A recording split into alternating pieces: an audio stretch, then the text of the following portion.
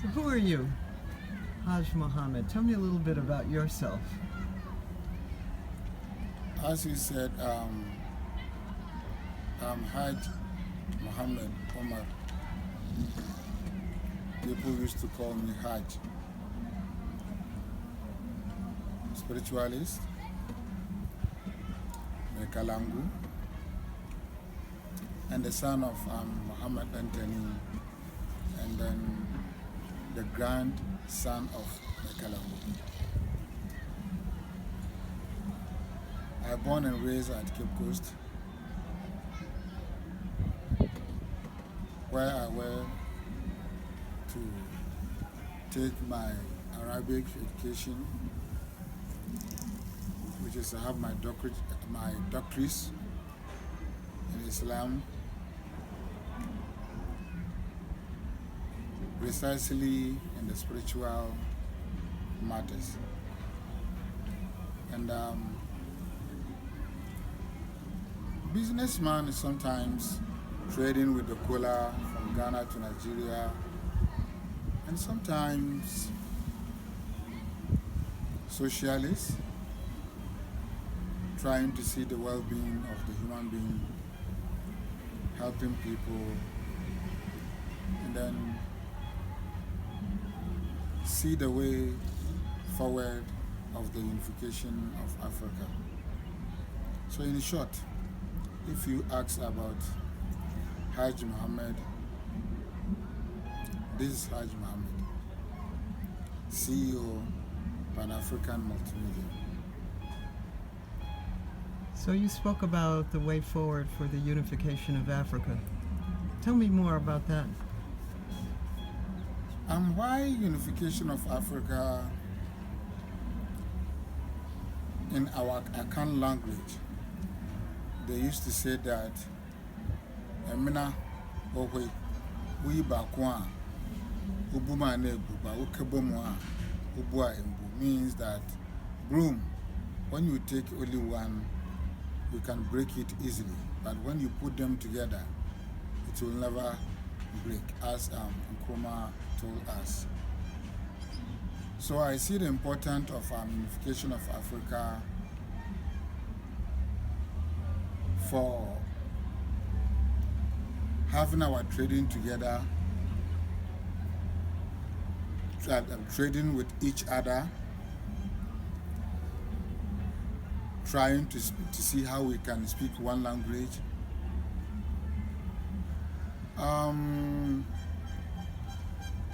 To see how best, we can understand ourselves as Africans, and then to bring our brothers and sisters back home from home.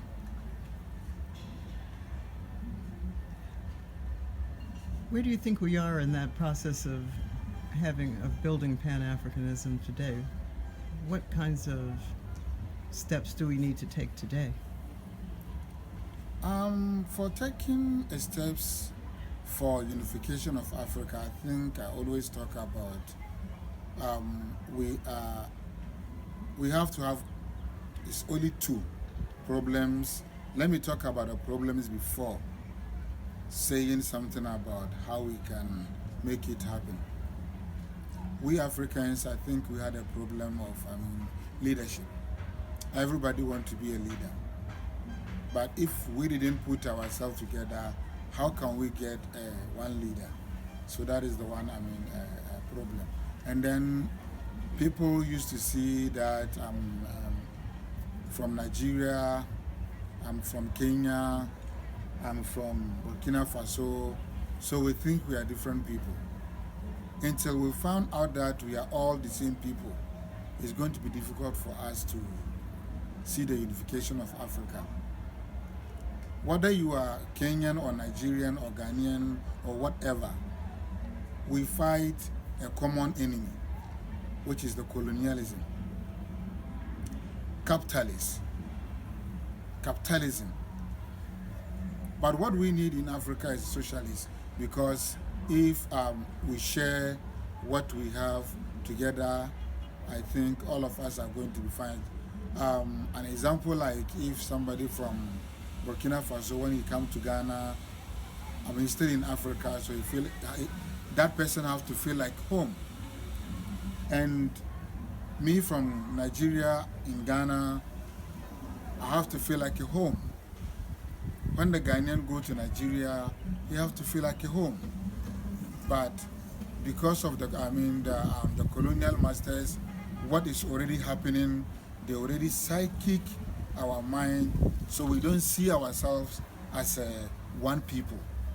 We still see ourselves like a different people altogether until we start, seeing ourselves as a one people. I think Africa has a long way to go to get the unification of Africa. But no matter how it is, we know one day, we will understand this and we will get there. So I'd like to try to take this on home a bit, to use my Americanism, and ask you, what things are you proud of that you have been able to do for our people as you came through life? Which ones stick? Tell me one or two things that stick in your mind that you did that you feel made a difference for people. I would say I'm somebody from the small community, which is a very poor community called Zongo. Everybody who know about Zongo, you know the story of Zongo is sometimes like this. So I had the opportunity in 2012 and 2013 to travel to the state. So after I traveled, before I came back, I get a certain change of mentality, which I came back home. I feel like, no, I have to, try to talk to my people, to conscientize them, to understand what the real life is. It's not only about Zongo, it's about the whole world altogether.